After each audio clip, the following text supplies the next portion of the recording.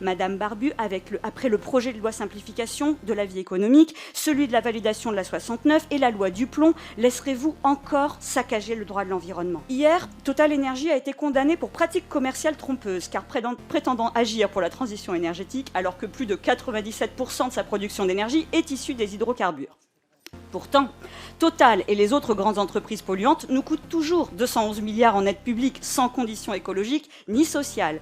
Pourtant, vous refusez toujours la taxe Zuckman sur les très hauts patrimoines alors que 50 milliardaires polluent plus que 1,3 milliard de personnes dans le monde uniquement via leur patrimoine financier, justement parce qu'il est investi dans ces industries polluantes. Bernard Arnault émet 1200 fois plus d'émissions de CO2 qu'un Français moyen, mais on ne lui demande rien à lui. On le félicite même d'avoir gagné 16 milliards en une journée. 16 milliards, soit plus de la moitié des économies que vous prétendez faire sur le dos des apprentis, des retraités, des allocataires du RSA ou de l'allocation adulte handicapé. Avouez que ça pourrait faire réfléchir, non ?